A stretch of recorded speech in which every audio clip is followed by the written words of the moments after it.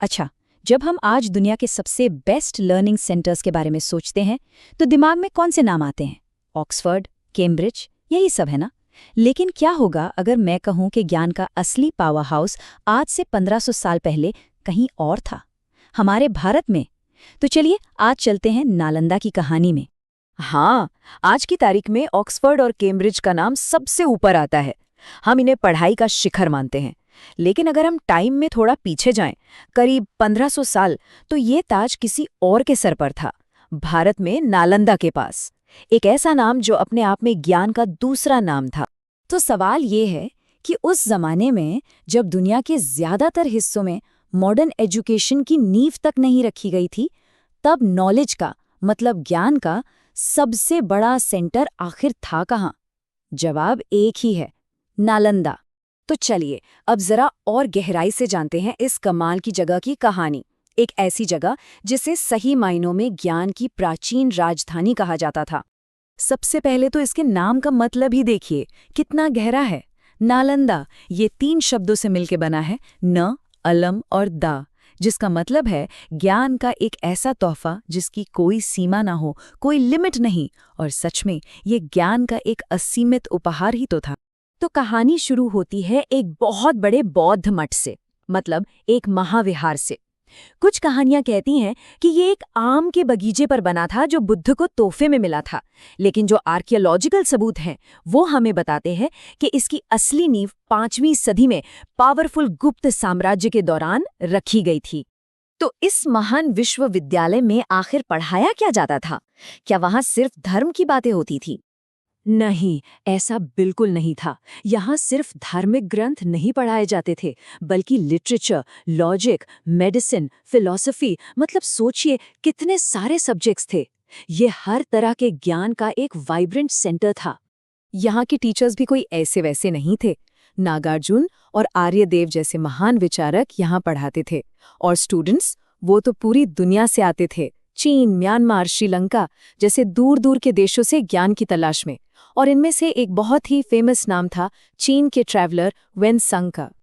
लेकिन इन सबसे बढ़कर नालंदा का जो असली दिल था, जो उसकी धड़कन थी, वो भी उसकी लाइब्रेरी। एक ऐसी विशाल लाइब्रेरी जिसकी हम आज शायद कल्पना भी नहीं कर सकते। जरा इमेजिन कीजिए, एक, दो नहीं, पूरी 9 मंजिला इमारत। और ये पूरी की पूरी बिल्डिंग सिर्फ और सिर्फ किताबों और ज्ञान को समर्पित थी।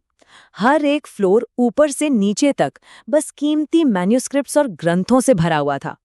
तो इस लाइब्रेरी में कितनी किताबें रही होंगी? 1 लाख? 10 लाख? नहीं, अनुमान है कि यहाँ करीब करीब 90 लाख, हाँ 90 लाख पांडुलिपियां थीं।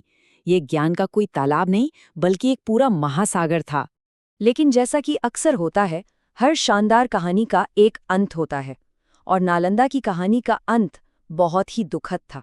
सोचिए, करीब 700 सालों तक नालंदा दुनिया के लिए ज्ञान का सबसे बड़ा सोर्स बना रहा। 5वीं सदी में इसकी शुरुआत हुई और ये 12वीं सदी तक फलता फूलता रहा, जब तक कि इस पर एक बहुत ही विनाशकारी हमला नहीं हो गया।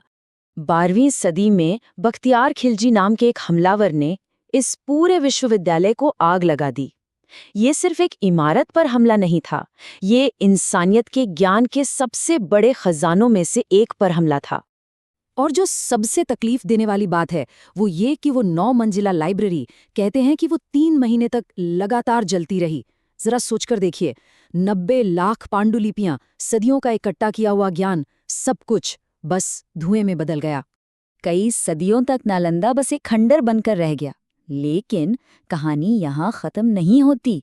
नालंदा की उसी राख से एक नई उम्मीद ने जन्म लिया, और आज उसी जगह पर नालंदा ने एक मॉडर्न इंटरनेशनल यूनिवर्सिटी के तौर पर फिर से जन्म लिया है। ये अपने गौरवशाली अतीत को भविष्य की एक नई उम्मीद से जोड़ रहा है। और पता है, इस सपने को दोबारा जिंदा करने में एक बहुत बड़ा हाथ किसका था? भारत के पूर्व राष्ट्रपति, महान वैज्ञानिक डॉक्टर APJ अब्दुल कलाम का। उन्हीं के पहल ने इस ऐतिहासिक विरासत को एक नई जिंदगी दी। तो आखिर में नालंदा की ये पूरी कहानी हमें सिखाती क्या है? ये हमें एक ऐसी विरासत के बारे में बताती है जो अमर है, जो कभी खत्म नहीं हो सकती। नालंदा इस बात का सबसे बड़ा सबूत है कि भारत का ज्ञान सदियों से पूरी दुनिया को रोशनी दिखाता आया है। ये एक ऐसी मशाल है जिसे कोई भी तूफान बुझा नहीं सका।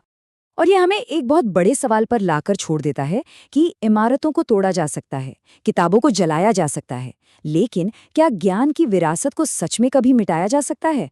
और आज के इस डिजिटल दौर में ज्ञान की अगली महान विरासत आखिर क्या होगी?